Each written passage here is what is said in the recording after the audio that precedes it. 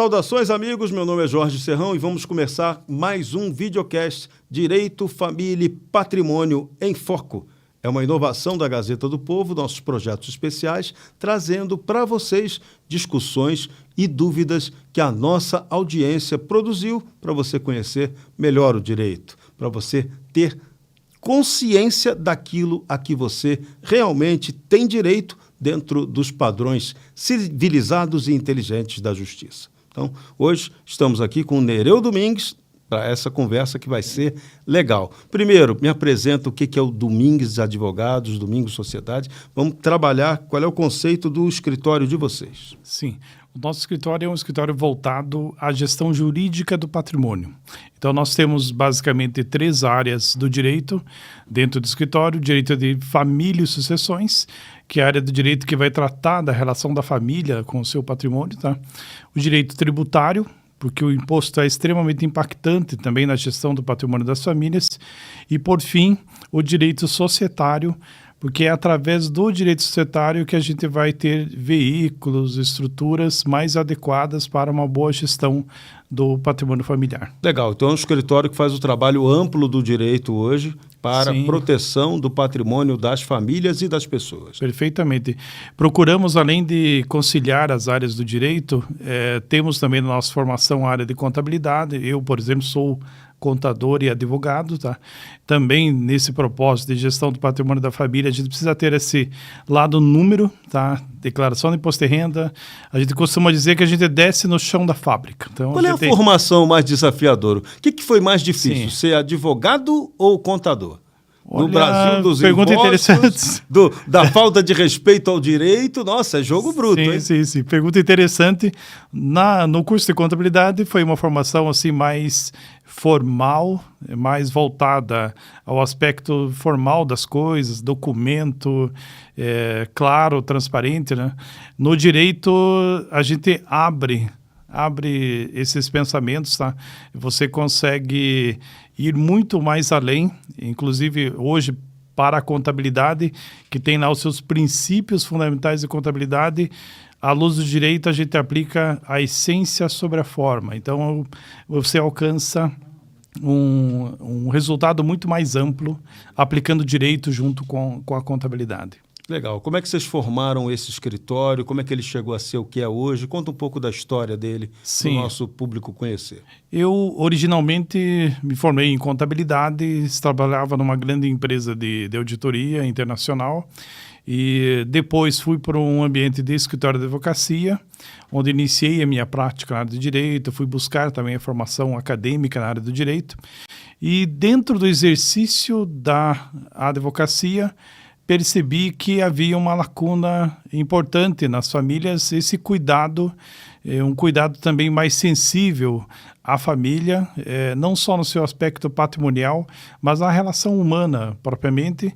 E aí, no atendimento entre uma família e outra, esse processo foi crescendo naturalmente e nós iniciamos a Domingues Sociedade de Advogados aproximadamente 11 anos atrás.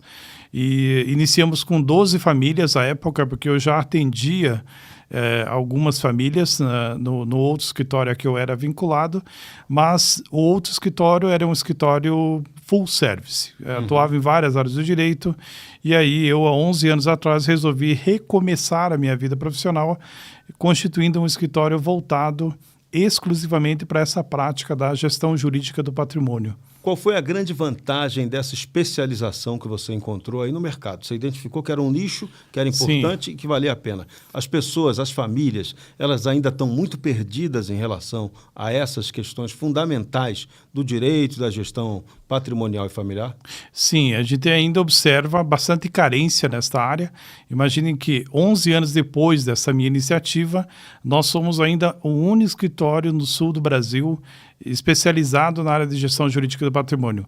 Temos algumas outras iniciativas aí no eixo Rio-São Paulo, mas no sul do Brasil continuamos exclusivos ainda como escritório que atua fortemente nessa área da gestão jurídica do patrimônio, essa especialização. A que você acha que se deve isso? Por que poucos se interessaram por essa especialização muito específica?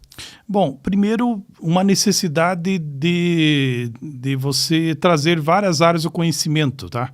Nós, quando tratamos essa temática com as famílias, nós temos 3 grandes pilares que a gente se utiliza, tá? O primeiro deles, o pilar da psicologia, sociologia, que vai trazer a regra mais simples que a gente ouvia dos nossos avós. Regras claras conservam as relações. Isso, convivência pacífica e equilibrada, né? Exatamente. Então, esse é o nosso primeiro pilar, essa sensibilidade para ouvir cada membro da família, para que todos se sintam também partícipes desse processo de constituição lá, por exemplo, do seu planejamento patrimonial sucessório. Primeiro pilar, esse pilar do cuidado, né, do acolhimento. O segundo pilar, o pilar do direito. E no direito a gente combinando também aí as 3 áreas do conhecimento: direito de família e sucessões, direito tributário e direito societário. Por vezes, uma solução que parece ser muito boa numa área pode ser um desastre numa outra, tá? Esse é o nosso segundo pilar. E o terceiro e último pilar é o pilar da governança. Tá? A governança que a gente tanto escuta no mercado, aí a governança corporativa, que vai tratar das relações no ambiente empresa, mas especialmente a governança familiar, que também vai tratar da relação dessa família com o seu patrimônio. São basicamente esses 3 pilares que nós desenvolvemos como metodologia de desenvolvimento desse trabalho. Interessante. Você está vendo muita dificuldade nessa questão de empresas? O Brasil ainda tem muitas empresas familiares. É difícil gerenciar esse tipo de empresa? Qual é o principal problema para esse nicho de mercado? Bom, primeiro é que é uma relação de pessoas, né? E relação de pessoas nunca é objetivo, nunca é racional. Sempre tá? subjetivo até demais, né? Exatamente, exatamente. Então, esse é o principal desafio, é você manter essa subjetividade num ambiente empresarial que é predominantemente racional, né? Sim. 1 mais 1 é um voto, uma ação, e aí você vai para o ambiente familiar, eventualmente, se essa uma ação é do pai ou da mãe, ela vale muito mais, né, do que o número ali representado racionalmente. A opinião de um, às vezes, é mais hegemônica que a outra, embora tenha a mesma participação acionária, né? Isso, tem essas nuances, né? Tratar os diferentes, né, também de forma igualitária. Então, tem muitos desafios nesse processo, tá? E esses desafios é que fazem com que seja gratificante ao final, tá? Porque você não vai entregar exclusivamente número, você não vai entregar exclusivamente resultado, né, financeiro. O resultado financeiro, o número é simples consequência de algo que vem antes, que é a construção de uma boa relação familiar. Isso, né, uma no harmonia. fundo, acaba sendo uma grande gestão de relacionamentos, né? Perfeitamente. Para depois o negócio ser a consequência bem-sucedida desses relacionamentos reequilibrados ou equilibrados. Tá? Perfeito. Você vira um conselheiro da família. Isso, conselheiro. E aí você trata de todos os assuntos dessa família. Então, por que esse ambiente é desafiador como negócio? Porque é uma prática que você não aprende a desenvolver tão rapidamente, né? Então, é resultado realmente de muito trabalho, de muita experiência, de muitos cases desenvolvidos ao longo do tempo que proporcionam essa experiência, essa condição de atender essas situações. Legal. Então vamos lá, vamos começar pelo nosso assunto super importante, que é governança familiar e proteção patrimonial. Bom, o que você conceitua hoje o que seria governança familiar? Como é que você trabalha esse conceito no dia a dia dos seus clientes? Bem, primeiro é importante destacar aqui, né, que governança não é algo corpóreo, que a gente pega, assim, que você consegue mostrar claramente para uma pessoa, né? A governança, ela é uma série de práticas, de boas práticas na condução de uma relação. No ambiente corporativo, a governança corporativa vai tratar da relação da empresa com todos os stakeholders, ou no português, aí, as partes interessadas em relação àquele negócio. Então, você vai tratar da relação da empresa com fornecedores, com clientes, empregados, com o meio ambiente, com tudo que está ali à sua volta. E na governança familiar, a situação não é diferente. Também é o tratamento de todas as partes interessadas, de todos os membros da família relacionados àquele patrimônio. Então, a governança vai te proporcionar o estabelecimento dessas regras, o estabelecimento dessas boas práticas, e essas boas práticas é que vão proporcionar aí um resultado lá na frente. Eu costumo citar uma passagem que eu tive uma ocasião, eu estava indo num final de semana para ministrar uma aula, a minha esposa e meu filho me levavam para ministrar essa aula numa universidade. E aí, no caminho, o meu filho, na época com 12 anos de idade, me perguntou qual era a matéria que eu ia tratar lá, né? E a temática era governança, tá? Governança, um pouco de governança corporativa, um pouco de governança familiar. E aí ele me pergunta, mas o que é governança, né? E como que você vai conceituar esse tema para uma criança... Você explicou para criança de 12 anos. De 12 anos de idade, né? E aí eu fui ali ao longo do caminho, falando dos princípios da governança, das boas práticas e tentando ilustrar com um exemplo ou outro, né? Mas ao final, chegando lá no meu destino, ele me trouxe um conceito que eu achei muito, muito prático, né? Governança é para fazer com que quem tem pouco se dê bem com quem tem muito e quem tem muito se dê bem com quem tem pouco. Tá. Pô, genial. Um trocadilho Esse cara virou advogado, não? Ainda não. Ou economista? Ainda não. Ou tá no caminho, né? Tá no caminho. Tá numa pista boa, né? Sim. Legal. Tá no caminho. E é exatamente isso. Então, numa família, eu tenho um pai, tenho uma mãe, eu tenho um filho maior de idade, eu tenho um filho menor de idade, eu tenho um filho com conhecimento na área que a empresa da família atua, tenho um filho que optou por uma outra área do conhecimento. Enfim, são pessoas que têm níveis diferentes, né? E o objetivo da governança é tratar todas as pessoas que têm níveis diferentes de acesso à informação, têm níveis diferentes de propriedade, se relacionem bem, né? Se relacionem como um conjunto, né? E tentar dar um objetivo comum, às vezes, àquela família, né? Tem muitas famílias, embora tenha aquela empresa, mas qual é o objetivo de cada um, né? Você deve ter uma conversa, uma entrevista com cada um para poder sentir qual é o... Não tem uma receita de bolo pronta, né? Não tem. Você tem um modelo geral, mas você trabalha especificamente cada caso, dependendo de cada família, de cada conflito que tenha ou não tenha, né? É interessante, Serrão, porque a família entra no meu escritório e diz assim, eu quero constituir uma holding. Olha! Eles olharam o Google, né? Eles vêm com uma receita pronta. E aí eu digo, gente, não é isso. Primeiro, precisamos realmente trazer todos os integrantes da família para esse processo. E aí, sim, na nossa metodologia de trabalho, a gente desenvolve entrevistas individuais. E vem cada informação, vem cada elemento que é essencial para o melhor encontro lá da solução para aquela família. Elementos que muitas vezes os pais nem sabiam, nem tinham conhecimento que estava lá presente na cabeça dos filhos. Às vezes não conhecem nem a empresa, né? O pai não conhece a cabeça do filho que vai cuidar da empresa e o filho não conhece totalmente qual é a empresa, qual é o histórico dela, ou a própria visão deles que quer mudar alguma coisa naquela empresa, né? Perfeitamente. Não concordam. Tem muito disso, né? Sim. Isso está muito presente sempre.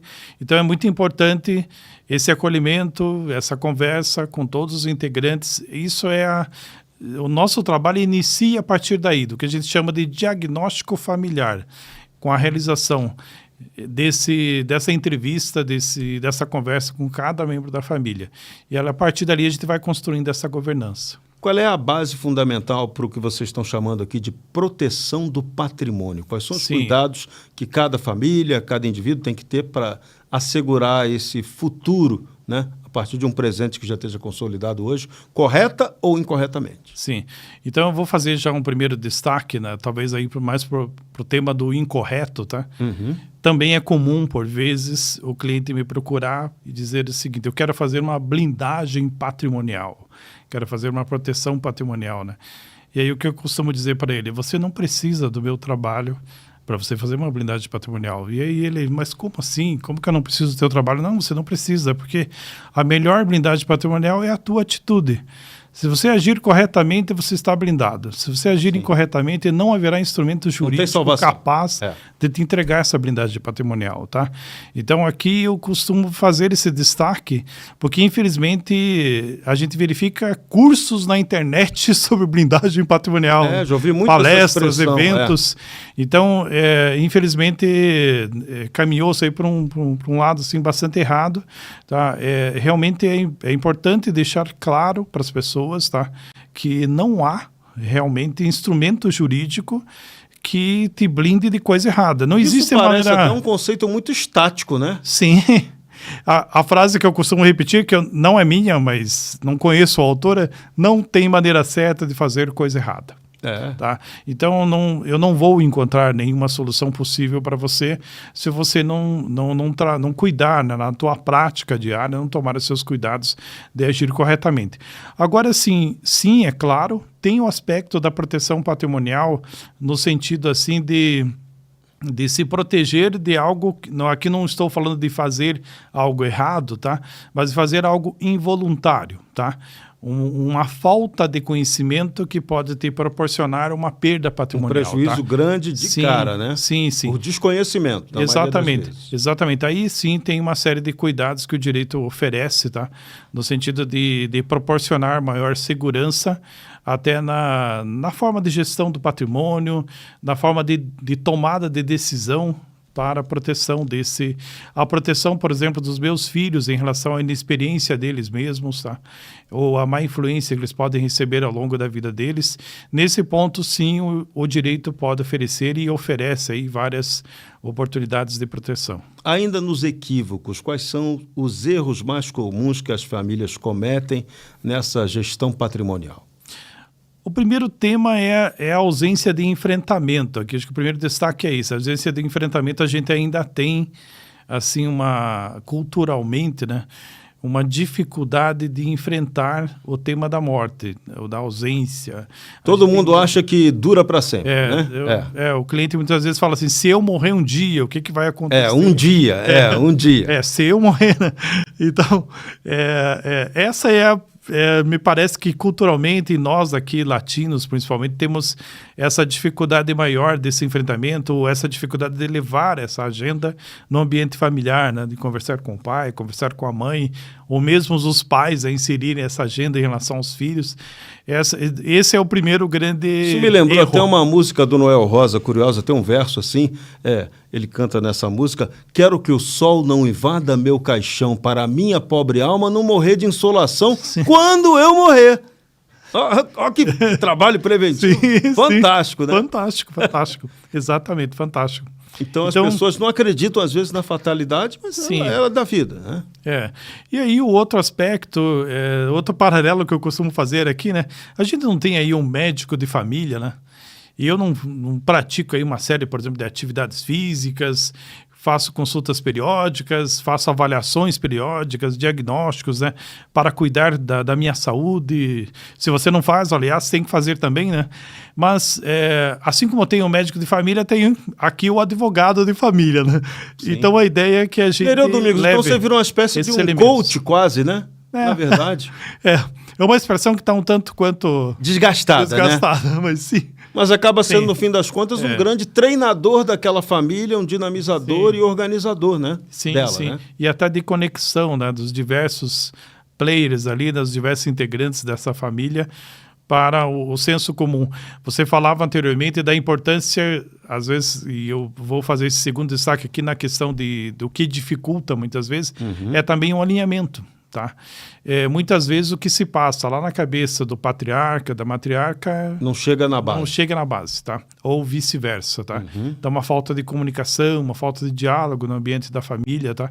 Então, nesse trabalho do planejamento patrimonial sucessório, através dessas entrevistas com os familiares, a gente traz esses elementos. Você vai pescando quem está pensando o que complementa, o que conflita, e aí você, como conselheiro, chega depois para ser um super mediador daquilo. Exatamente. Né?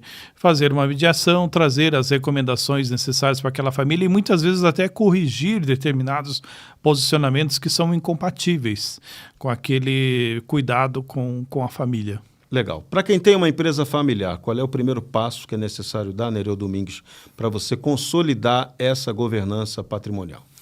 Eu recomendo, primeiro, esse diálogo, né, no ambiente familiar, compreender claramente, tentar construir aí um objetivo de longo prazo, tá? Não de médio prazo, mas de longo prazo, ter um alinhamento, então, familiar. Esse alinhamento é essencial para um elemento que pode acontecer lá em governança, a gente chama de conflito de agência.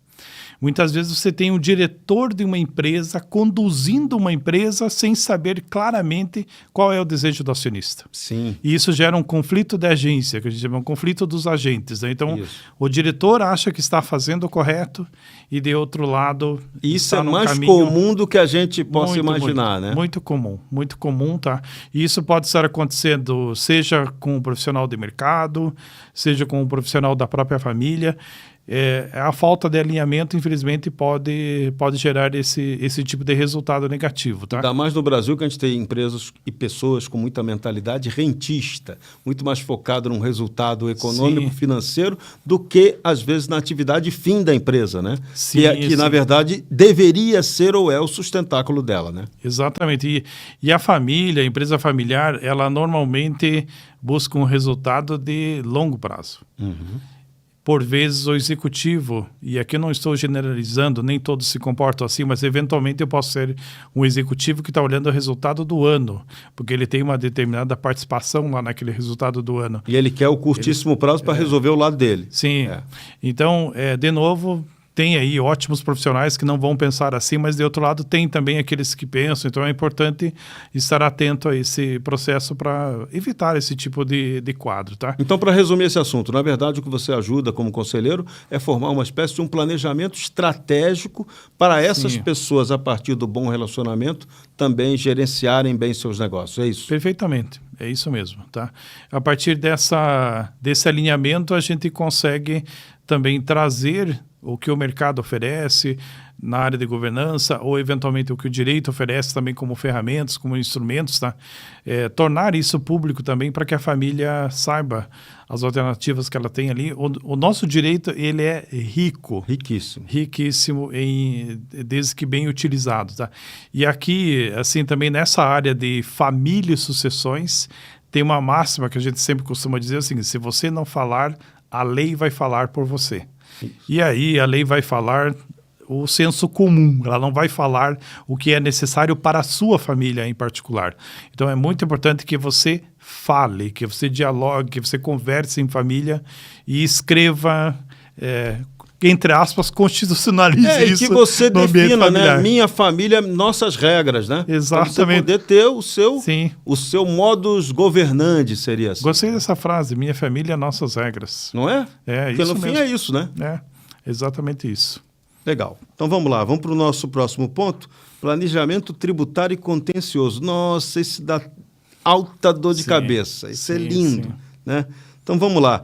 Grande problema do Brasil. Um Estado inchado que adora cobrar imposto sem parar da sociedade, sem dar a devida contrapartida. E as famílias estão sempre pagando, pagando, pagando e pagando. E você tem o direito de pagar e pagar cada vez mais. Sim. É isso, né? Então, um modelo tributário complicado, muitas vezes gerido por instruções normativas da Receita Federal e não pela legislação. Milhares delas. Milhares. É um festival sem fim que pode surgir agora. Nós estamos conversando aqui e podem estar lá emitindo uma instrução normativa que vai acabar governando, mexendo com o patrimônio das pessoas. Então, quais são as principais estratégias para uma família, para uma empresa familiar, para o planejamento tributário do indivíduo e daquela família em que você está atendendo como conselheiro?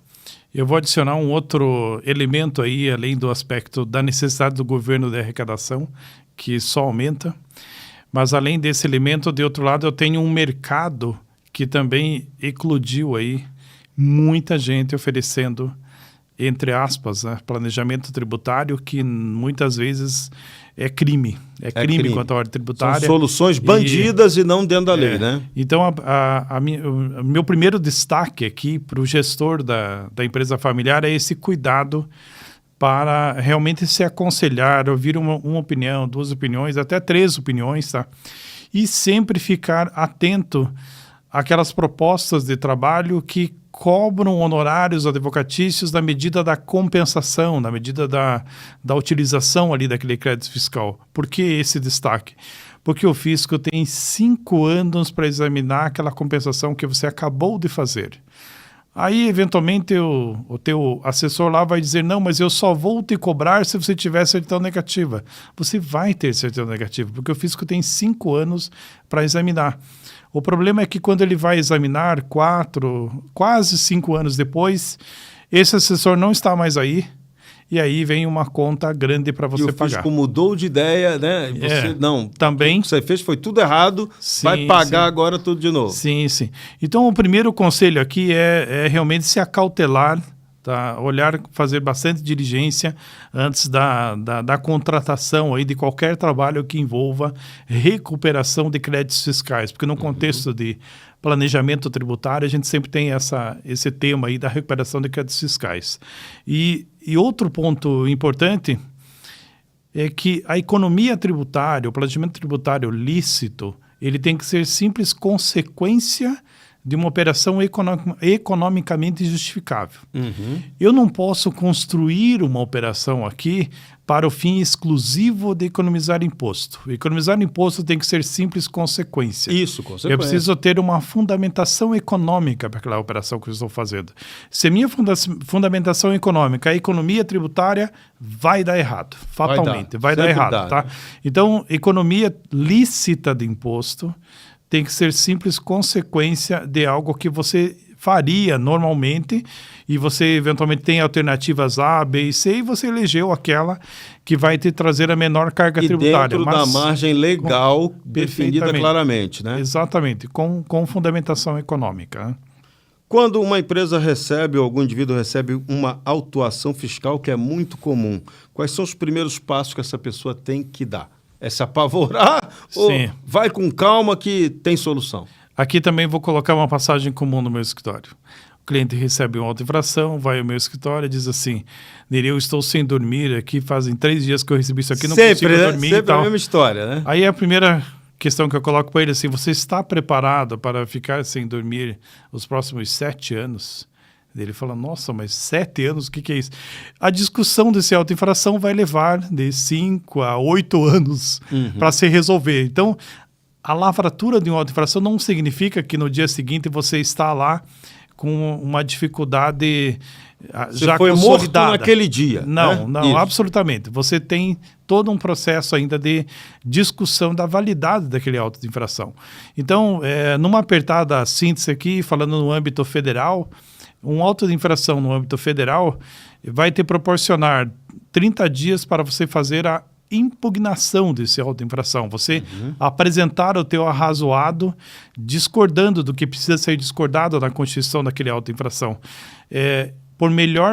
Por mais preparado que seja a autoridade fiscal que lavrou aquele auto, ela não está lá no dia a dia da tua empresa, pode ter faltado alguma informação elementar que muda completamente aquele quadro. Que você pode ter sido enquadrado até indevidamente, em função de algum excesso do fiscal ou de uma interpretação equivocada dele, né? Isso acontece também, Acontece.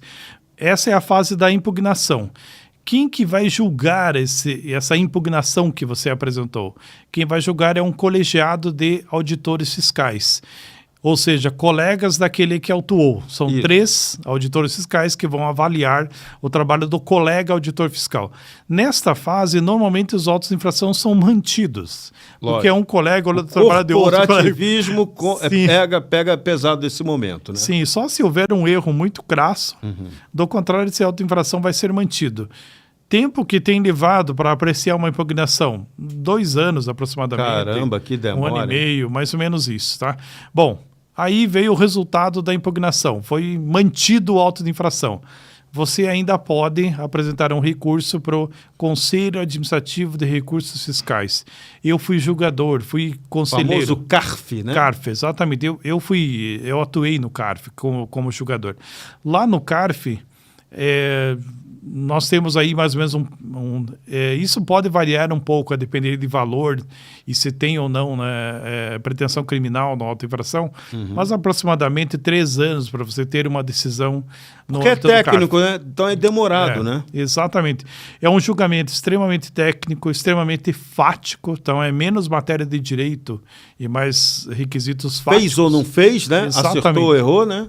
E é muito importante o contribuinte aproveitar essas etapas. Veja que eu já falei aí, já se transcorreram 5 anos. 5 anos. E dependendo do tipo de matéria, ainda cabe um 3º recurso para a Câmara Superior de Recursos Fiscais, ainda também no CARF. Então, neste período, muito provavelmente terá acontecido, como historicamente acontece nesse país há muito tempo. Os parcelamentos especiais, refis, né, refinanciamento e tal.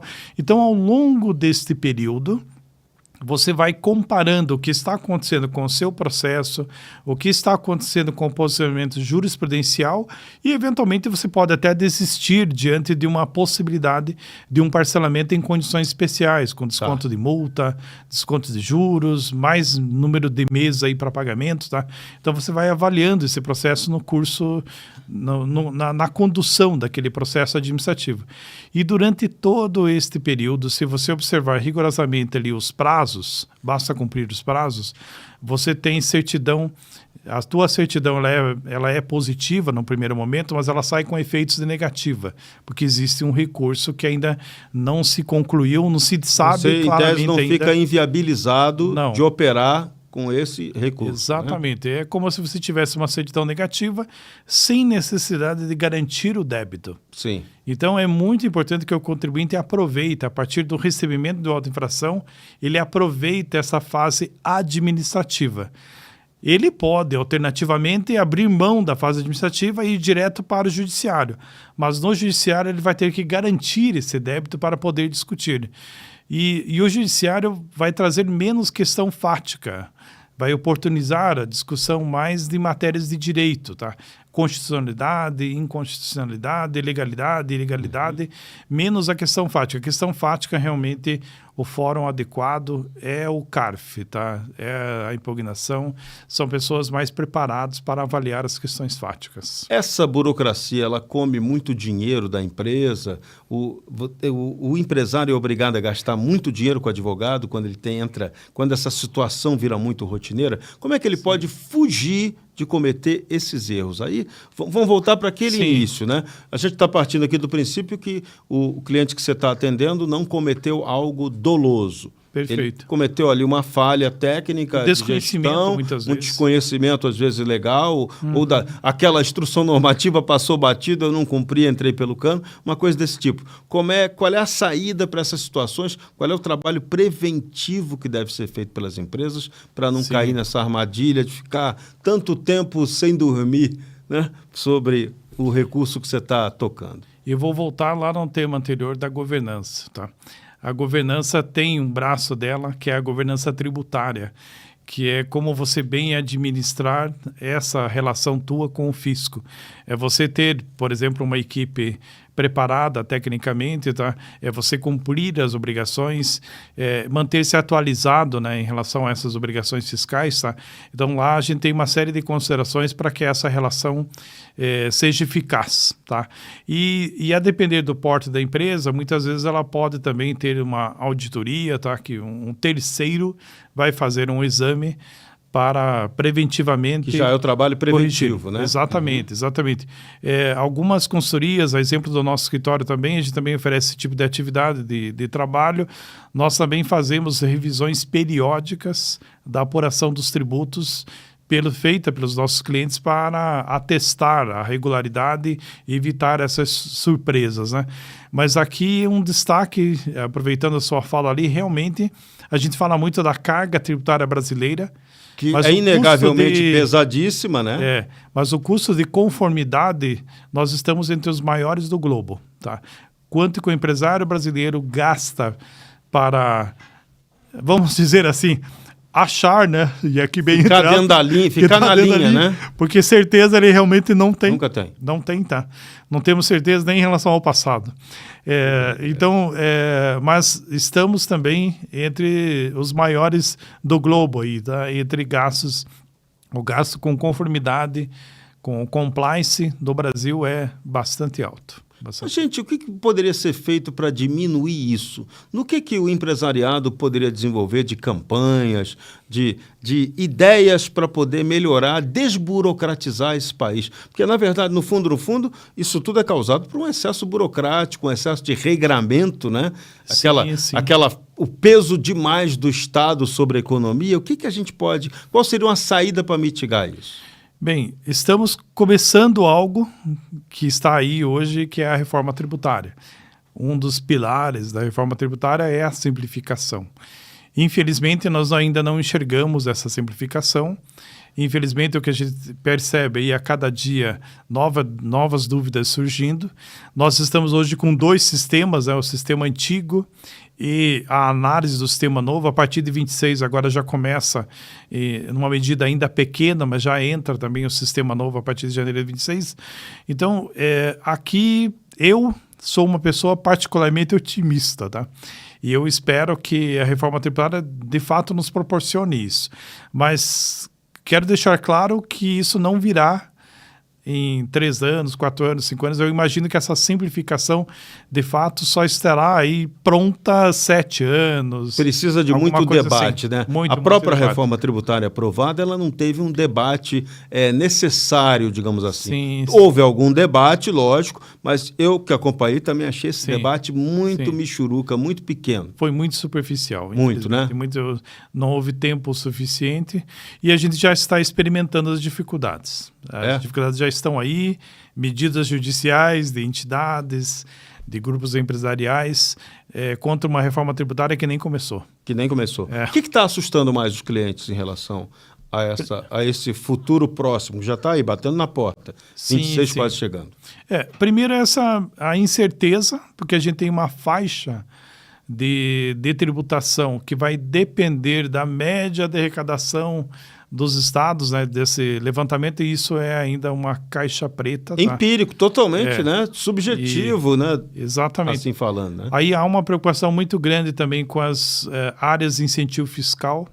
Então, hoje nós temos muitas comunidades pelo país todo que dependem de empresas que estão lá instaladas em função do benefício fiscal que proporcionou a ida delas para lá. Se perder aquilo, elas vão querer sair fora imediatamente. Exatamente. Né? Provavelmente vão mais próximas do mercado consumidor. Uhum. E aí, então, essa incerteza toda, tá, está gerando muita insegurança.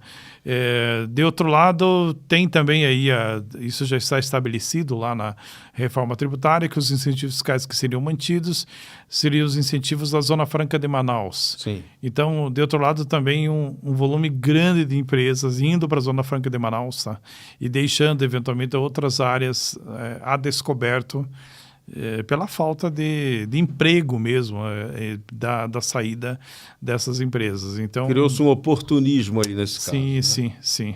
E uma incerteza também em relação ao futuro desses incentivos fiscais, porque presume-se que pela reforma tributária haverá uma compensação, mas a forma de realização financeira não está clara.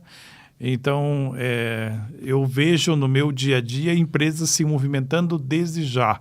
Não estão esperando a definição, estão já se movimentando, eventualmente avaliando outros mercados, outras áreas de atuação, basicamente fundados no centro de consumo. Onde está o meu cliente? Isso. E eu estou indo mais próximo estou indo cada vez mais próximo do meu cliente e menos próximo daquela comunidade, daquela região que me recebia em troca de incentivo fiscal. Porque o Brasil, se fosse mais dinâmico, você poderia ter várias zonas aí especiais e poderia ter zonas de processamento de exportação para dar com pau, né? Sim, que seriam. Agora, você teria que ter o quê? Você atenderia mercado externo e um mercado interno, que o nosso poderia ser muito maior se a gente tivesse uma melhor qualidade da renda, né?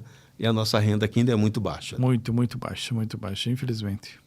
Então a gente vive numa espécie de subcapitalismo, ou até o que eu brinco, né? A gente é capimunismo, né? Você está ali entre um comunismo disfarçado com regras autoritárias de gestão econômica e um capitalismo que é prometido, mas que no fim das contas não é entregue, né? Exatamente. É bem esquisito isso. Mas vamos evoluir, vamos ser otimistas, como você falou. Vamos tratar agora de contratos e mitigação de riscos jurídicos, que também não é outra coisa difícil. Quais são os problemas mais comuns empresariais nos contratos? O que causa tanta disputa judicial no Brasil em relação a contrato? A gente tem uma cultura de não respeitar o contrato? Não vale aquela história...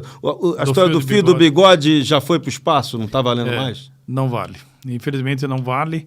E a gente verifica, infelizmente, muita má-fé Muitas vezes na execução de um contrato, o oposto seria a boa-fé, né? As pessoas deveriam se sentar de boa-fé para a construção de um contrato. E quando você tem a boa-fé, você tem inclusive a possibilidade de editar esse contrato, mexer nesse contrato a posteriori, se alguma coisa ficou a descoberto. Mas o que a gente percebe, não sei se é da nossa cultura, o que é isso, mas uma certa esperteza na construção desses contratos, tá? E isso tudo gera também muita insegurança jurídica, muita dificuldade para o julgador, também diante daquela situação concreta. A gente vê um movimento dos contratualistas em geral, de cada vez se voltar mais para a boa-fé, mas ainda assim eles encontram muita dificuldade, muitas vezes em função do que ficou ali estabelecido naquele contrato. Sim, você vive no mundo da falcatrua, você fica desconfiado, né? Aí você acaba um contrato que poderia ser super simples, você enche aquilo de cláusulas, partindo do pressuposto que o cara com quem você está negociando é um bandido que vai te arrebentar, né? Parece isso, né? Exatamente.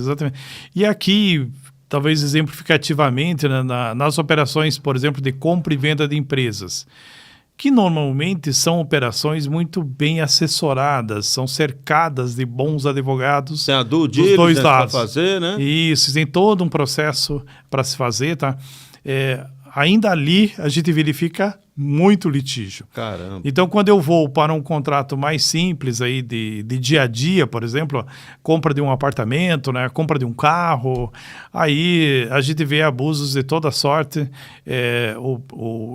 especialmente no povo, né, naquele mais simples, frequentemente ludibriado mesmo, né, faz todo um esforço lá para comprar o carrinho dele, a casa dele, e aí caem em verdadeiras armadilhas. Essa cultura da desonestidade, ela está muito forte no Brasil, né? Infelizmente, também muito presente, está muito, muito presente. E o que a gente pode fazer em relação a isso, tá? E o judiciário é lerdo para resolver essas questões, né? Como operador do direito, como um dos operadores do direito aí, na minha posição aqui de advogado, a gente vai se socorrer do judiciário. E aí o judiciário está abarrotado de discussões, mas eu queria voltar na temática da compra e venda de empresas, né? Eu sempre destaco para o meu cliente que quando eu recebo um investidor que está disposto a colocar um dinheiro na minha empresa, um investidor que está disposto a comprar a minha empresa, seja parcial ou integralmente, né? Muitas vezes esse investidor já conhece o teu mercado de fio a pavio. Pesquisou tudo. Esse investidor vai dar uma volta no teu chão de fábrica e vai encontrar a segurança que ele precisa encontrar. Mas o que afasta fortemente esse investidor? A ausência de transparência, a ausência de honestidade no processo de negociação. A gente sente muito isso está muito presente no Brasil? Sente muito, ao ponto, às vezes, da gente aqui, como advogado, ter que chamar a atenção do nosso próprio cliente para dizer para ele, é importante que você seja honesto desde D0. Você não está sendo claro, né? Exatamente. Aquele princípio da publicidade do artigo 37 da Constituição, você cobra no Brasil, mas você não pratica na tua empresa, né? Exatamente, na tua relação, né? Na tua relação. Então, e ser transparente não é ser transparente depois, é ser transparente tempestivamente, tá? Isso certamente asseguraria aí boas relações se fosse observado. Quais são os elementos que você considera que são mais importantes que tenham num contrato para garantir essa segurança jurídica e a proteção das partes? Primeiro, a predisposição ali das partes, né, na construção de uma relação de boa-fé. Tá? Legal. Um não querer dar volta no outro já é o princípio tá? básico, né? E isso aqui é essencial. Não haverá documento, não haverá advogado que vai conseguir te blindar quando do outro lado eu tenho alguém que está com esse outro pensamento. Então, a primeira questão aqui é esse filtro, esse cuidado, para que você realmente estabeleça relações com pessoas que vale a pena se estabelecer relação, tá? Aqui também, né, lembrando que os nossos avós lá, e mães diziam, né, me diga com quem tu andas e eu te direi quem tu és. Isso. Então, aqui também é bem importante, então, essa pesquisa. Essa pessoa com quem estou transacionando é fazer a due diligence adequadamente, não só naquele lado que está sendo vendido, mas no comprador também. Isso, tá? Quem é essa pessoa que está vindo aqui para fazer essa aquisição? Tá? Quero me associar a ele, quem é que está por trás dele, né? Quais são as ações que tem aí já no mercado, né, no judiciário, envolvendo essa pessoa. Tá? Muitas vezes a gente vai fazer essa verificação e a gente vê uma enxurrada de ações. Então, obviamente, nesses casos, desaconselhável. Quando você está com o seu cliente, você já fala, ó, sai dessa que é furada, aconselho. Né? Não aconselho ir à frente. Né?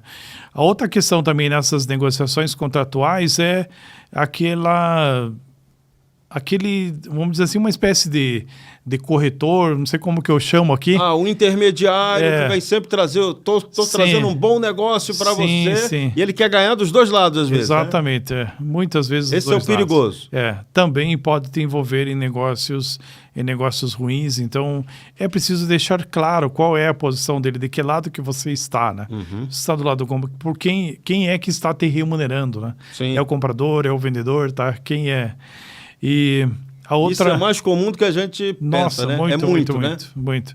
E isso começa lá naquele imóvel que você nem está pensando em vender e o sujeito bate a sua porta dizendo que tem um comprador para o seu imóvel. Grande oportunidade, né, para você. Aí você dá um mandato para ele e aí ele vai procurar alguém, né? Sim. Vai procurar alguém. Aí ele criou o mercado para ele. Criou o mercado para ele, que até então não tinha. Né? Não tinha. Então, esse tipo de situação acontece no pequeno negócio e também no grande negócio, tá? Qualquer um deles sempre acontece situações também dessa natureza aí, tá? Legal. Então, contrato, na verdade, para você, então, é aquele que tem mais clareza, não é o que tem um montão de cláusulas, mas aquele que dê clareza e segurança jurídica para a operação, é isso? Esse montão de cláusulas, eu quero só fazer um parênteses, Serrão, porque aqui é uma questão de modelo cultural também, tá? Se eu estou transacionando com uma empresa estrangeira, um padrão assim mundialmente ou mais utilizado é o padrão americano, tá? E no padrão americano, sim, os contratos são muito grandes, tá?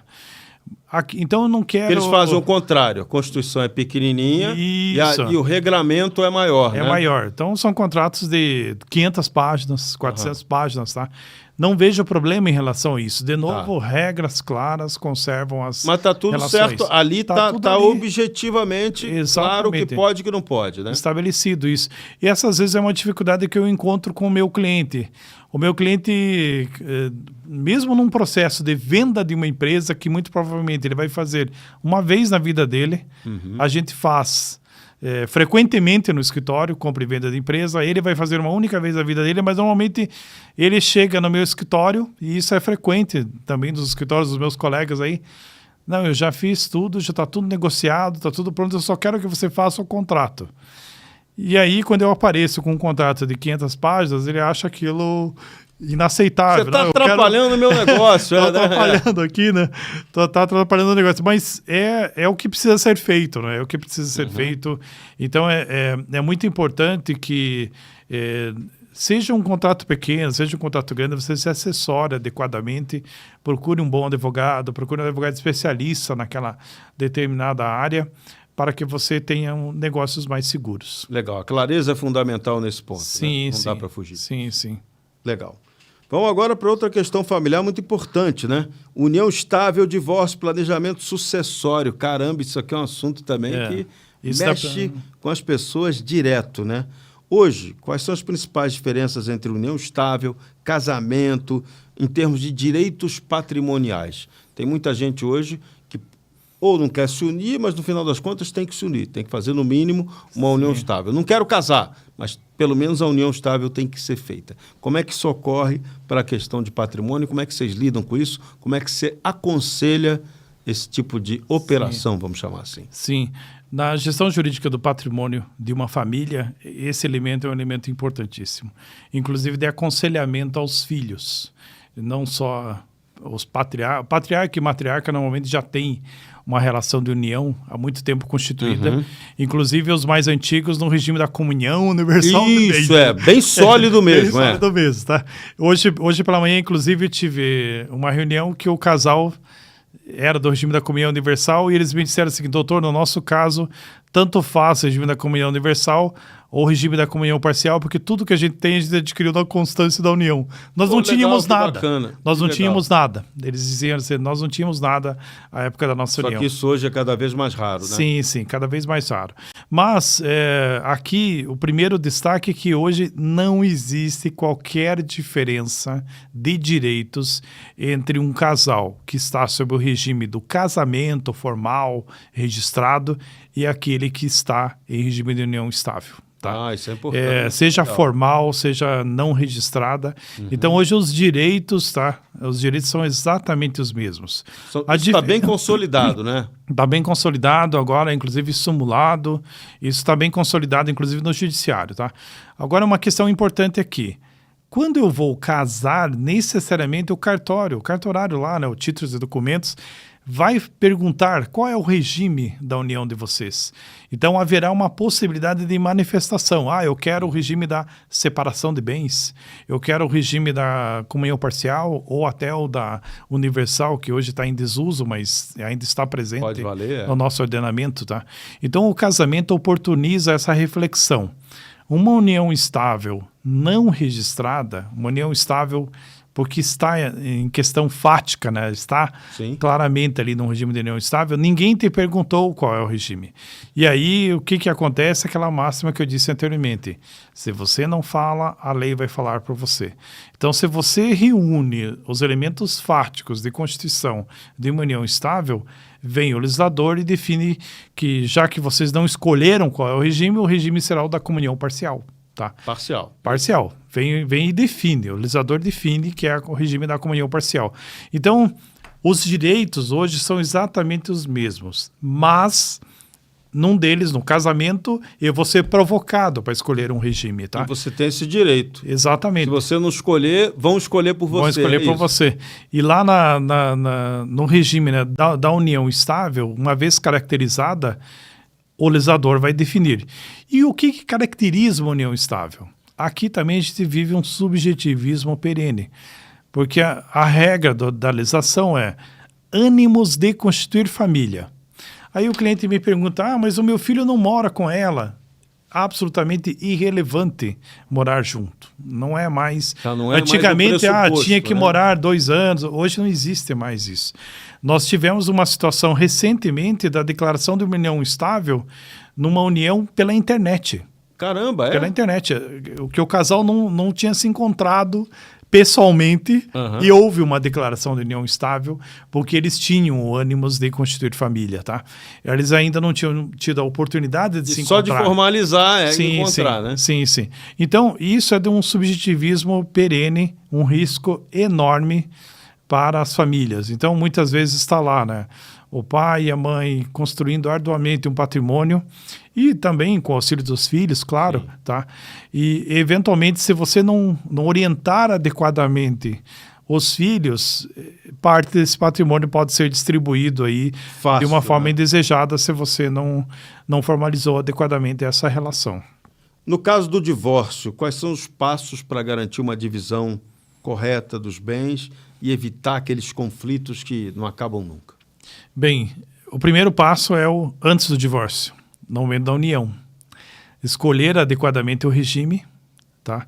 E na constância dessa união, agir em consonância com o regime escolhido. Tá. Eu vou exemplificar aqui.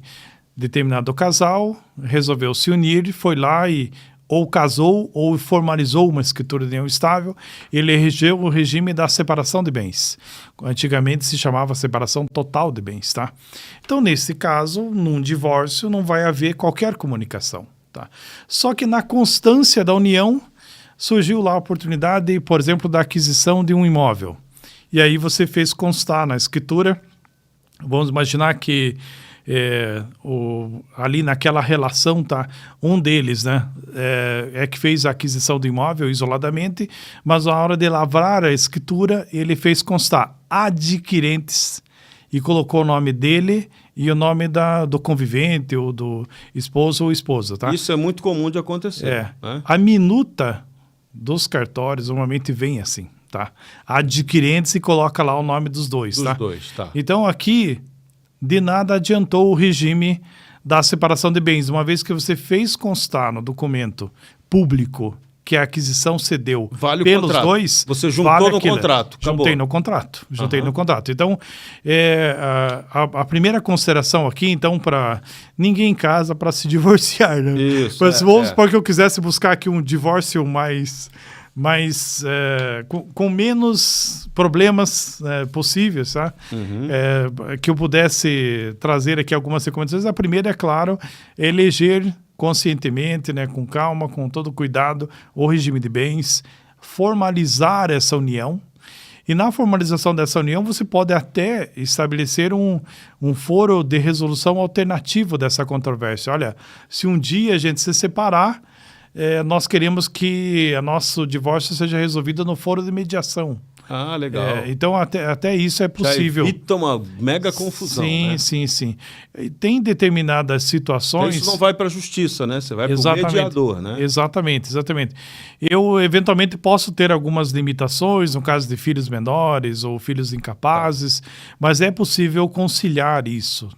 E aí, uma vez estabelecida claramente aí esse regime da união de forma consciente, uma vez também tenha sido tomado cuidado de, nas aquisições na constância da união, registrar como adquirentes os dois só nas hipóteses em que efetivamente são os adquirentes, né?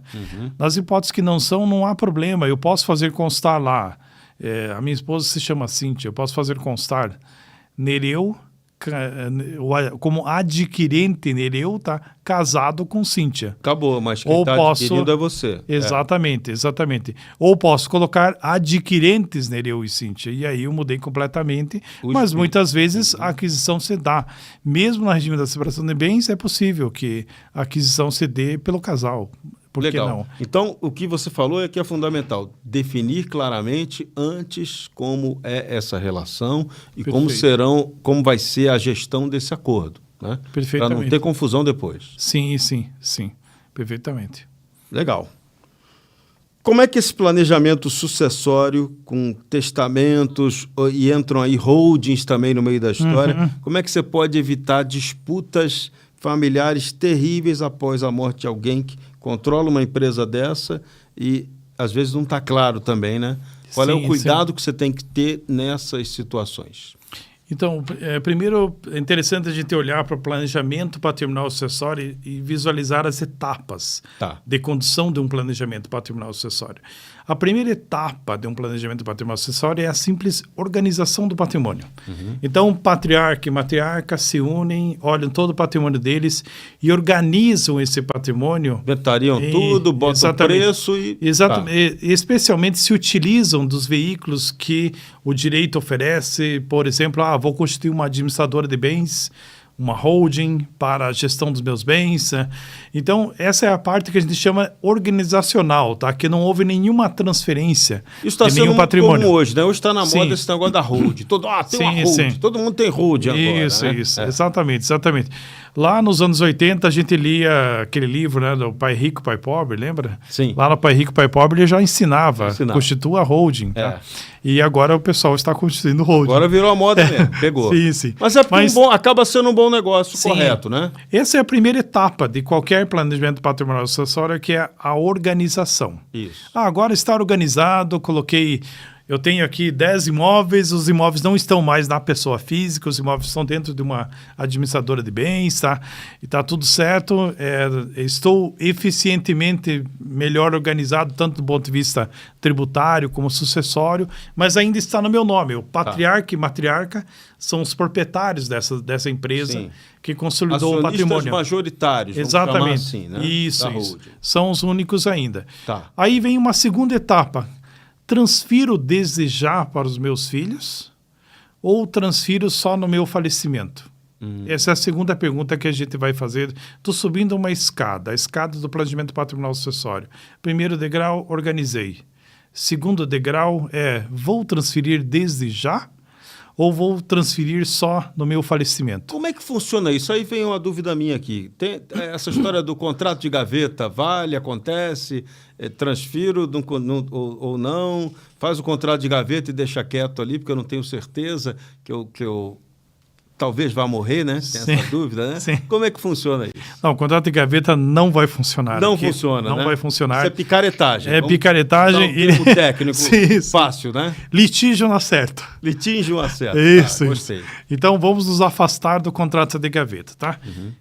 Aí eu tenho que tomar uma decisão. E aí eu procuro meu advogado. O que o senhor acha? Faço a transferência desde já para meus filhos ou não?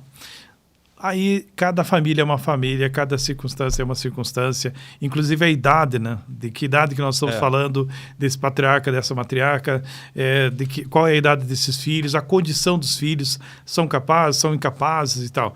Mas vamos fazer aqui uma comparação. Aquela família que resolve transferir desde já, ela vai fazer uma doação. Tá. E aquela família que resolve que a transferência só ocorra após o falecimento, vai fazer um testamento. Tá. Tá? Aí entra a questão do inventário que vai vir depois para ver. Exatamente. Diferenças entre doação e testamento. Nós estamos, neste momento, enfrentando um possível aumento do ITCMD. Imposto, transmissão, causa-mortes e doações.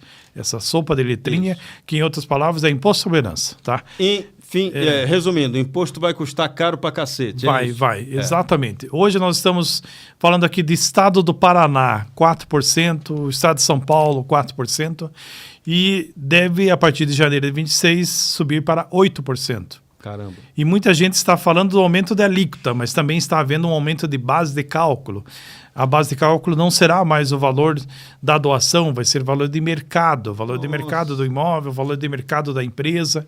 Então, vai aumentar sobremaneira. Para poder meter a facada maior, lógico. Isso. Né? E aí, qual a diferença de doação e testamento? Doação eu vou pagar o ITCMD de hoje. Testamento eu vou pagar, os meus herdeiros vão pagar o ITCMD da época. Tá. Então, se eu vier a falecer lá em 2026, a minha família já vai ter lá um ITCMD de 8% para ser pago. Se eu tivesse feito a doação já, esse ITCMD teria sido de 4%, tá? Além desse aspecto aí de base de cálculo, tá? Então, são essas... esse é um exemplo de consequência, né? Dessa decisão desde já ou futura. Outro elemento importante, mas eu quero, então, fazer a doação desde já, para aproveitar a economia tributária, mas, e aqui é importante, aqui sim eu estou falando de planejamento tributário. Tá. Lembra o imposto, a economia do imposto tem que ser simples consequência. Então, o que eu tomei uma decisão de antecipar a herança para os meus filhos, consequentemente, eu pago o ITCMD de agora. Se eu deixei para resolver isso via testamento, uma transferência futura, a alíquota que valer lá tiver na frente, vigente lá na frente, tá? Mas voltando aqui, eu quero fazer então a doação desde já, mas eu acho que meus filhos não estão ainda preparados para a gestão desse patrimônio. Eu tenho também uma série de instrumentos que o direito oferece, de encargos que eu posso colocar nesse instrumento de doação. Então, eu posso colocar o encargo, por exemplo, de incomunicabilidade, ou seja, independentemente do regime da união que os meus filhos forem escolher para a união deles, não haverá nunca comunicação com o cônjuge. Legal. Certo? Então, aquela empresa, aquele patrimônio está preservado. Está preservado com aquele que tem o sangue, que é o filho, tá? Empenhorabilidade. Isso vale até para doação, inclusive na doação, né? Até, vou dizer assim, no testamento você já não consegue. Já não consegue, mas vamos falar aqui das recomendações aqui dos encargos. Eu não consigo estabelecer encargos lá no testamento. Sim. Na doação eu consigo pôr esses encargos. Quais são os encargos mais comuns? Incomunicabilidade, empenhorabilidade, já está no nome do meu filho, mas ele não pode oferecer em garantia de qualquer operação. Inalienabilidade, ele não pode vender esse patrimônio para ninguém, tá? Enquanto eu estiver aqui, tá? Reversibilidade, se por uma fatalidade o meu filho falta antes, volta para mim esse patrimônio, tá? Sim. E o último, é uma proteção. E o último, reserva de usufruto. O que é a reserva de usufruto? todos os direitos políticos de decisão do que fazer ou não fazer em relação àquele bem, de gestão daquele bem, continuam comigo, doador. E os frutos, os direitos econômicos também, os lucros desse patrimônio também continuam comigo. Então veja que você transferiu o que a gente chama só de nua propriedade. Sim. Os filhos já têm tudo no nome deles, lá no momento do falecimento vai ter que haver aquela declaração lá no momento da lavratura da certidão de óbito, quem sabe vai poder até declarar que o falecido não deixou bens. O falecido não deixou bens. Já estava tudo doado, que já naquele tinha contrato válido. Doado, já tinha sido transferido em vida. Sim, porque aí não vai ter testamento sobre aquilo ali. Perfeitamente. Sobre o patrimônio dele. Isso. Né? Eventualmente, se remanesceu algum item, né, uma conta bancária, vai usar o testamento para esses outros elementos. Testamento também não se presta só à questão patrimonial. Uhum. Testamento também posso tratar do meu sepultamento, se eu quero ser cremado, quero ser sepultado, alguma orientação para a família sobre o rito do meu sepultamento, né, do meu velório, quero velório, não quero velório, enfim, tem uma aí série pode de cantar outras... como eu cantei ainda agora, aquela musiquinha do Noel Rosa, né? Quero que o sol não invada meu caixão, Isso. para minha pobre alma não morrer de insolação quando eu morrer, né? Vamos avisar os seus herdeiros, tá? Isso. Essa canção é importante para você. É importante, né? é boa, Tá bem, gosto. será avisado.